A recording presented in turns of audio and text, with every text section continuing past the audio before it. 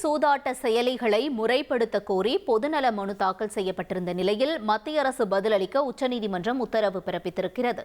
விவரங்களை செய்தியாளர் வெங்கடேசன் வழங்கிட நாம் கேட்போம்.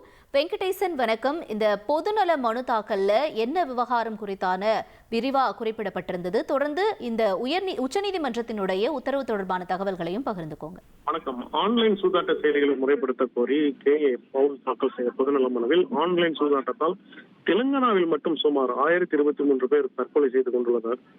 ஆன்லைன் சூதாட்டத்தை பாலிவுட், டோலிவுட்டை சேர்ந்த 25 நடிகர்கள் விளம்பரத்தில் நடித்து ஊக்கப்படுத்தி வருவதாகவும், எனவே ஆன்லைன், ஆஃப்லைன் சூதாட்டங்களை முறைப்படுத்த மத்திய அரசுக்கு உத்தரவிட வேண்டும் என கோரியிருந்தார். இந்த மனுவை விசாரித்த நீதிபதி சூரியகாந்த் தலைமையிலான அமர்வு மத்திய அரசுக்கு பதிலளிக்க உத்தரவிட்டுள்ளது. உங்களுடைய தகவல்களுக்கு நன்றி வெங்கடேசன்.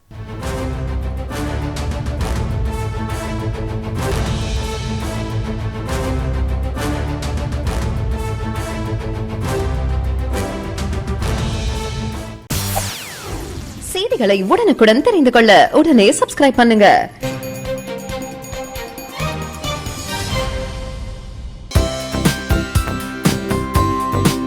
தந்தி டிவியை உங்கள் கேபிள் டிவி ஆபரேட்டரிடம் இலவசமாக கேட்டு பெறுங்கள்.